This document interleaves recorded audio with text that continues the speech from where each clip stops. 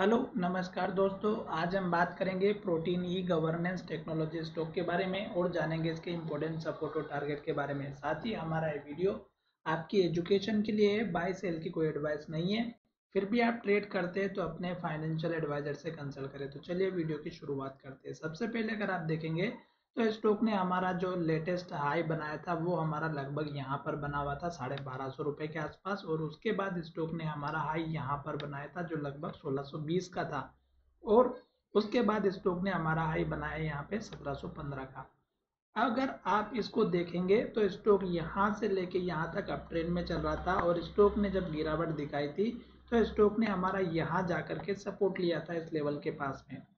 और जैसे स्टॉक ने हमारे इस लेवल को तोड़ा उसके बाद सारे लेवल से ब्रेकआउट कर दिए, और स्टॉक जो है गिरते गिरते हमारा यहाँ जाकर के लो बना दिया था। और ये लो अगर आप देखेंगे तो 965 का था।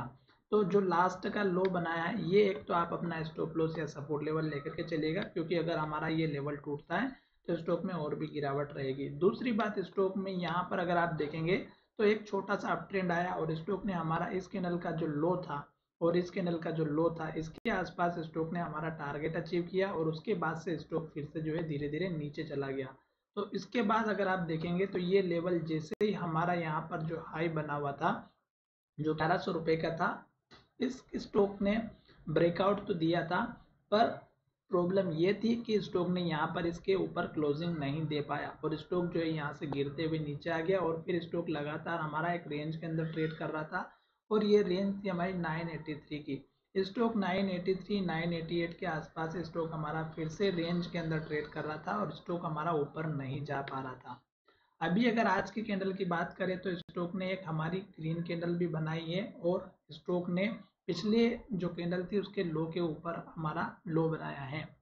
अब हमें यहाँ पर इस स्टॉक में अगर एक चीज ध्यान में रखना था तो क्या थी कि आज मार्केट बहुत ज़्यादा पॉजिटिव था, उसके बावजूद भी ये स्टॉक ज़्यादा नहीं बढ़ा।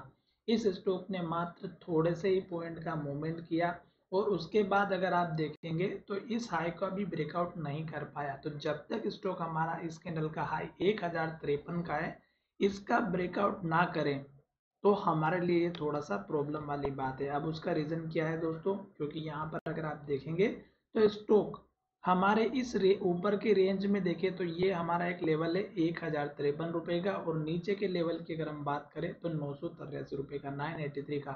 जब तक स्टॉक हमारे इस रेंज को ब्रेकआउट नहीं देगा तब तक तो हमें कंफर्मेशन नहीं मिलेगा। दूसरी बात, स्टॉक अगर यहाँ से अप ट्रेंड को फॉलो करेगा तो इस लो को नहीं तोड़ेगा 965 के लो को, और स्टॉक ने ये जो लो बनाया ये अब मेंटेन करके चलेगा, और स्टॉक हमारा इस हाई का ब्रेकआउट होने के बाद नेक्स्ट टारगेट आपका रखना है 1093 का, और उसके बाद का टारगेट रखना है आपको 1121 का।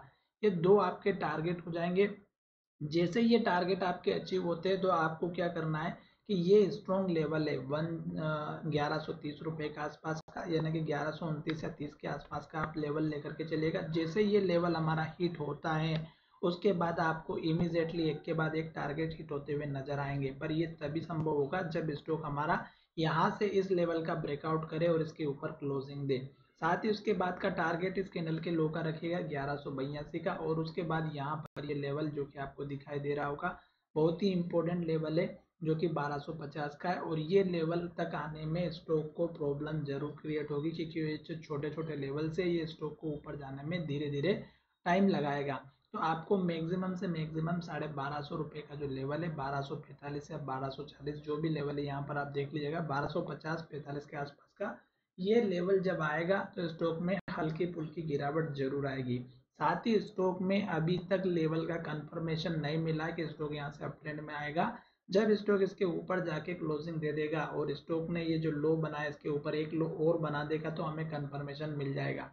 आशा करता हूँ कि ये जितने मैंने लेवल्स आपके सामने ड्रॉ किए हैं ये सभी आपको अच्छे से समझ में आ गए होंगे, और जब भी स्टॉक हमारा पुराने लेवल्स के पास में आता है और अगर इस तरह की इन्वर्टेड हैमर कैंडल बनती है टॉप पर तो गिरावट जरूर आती है।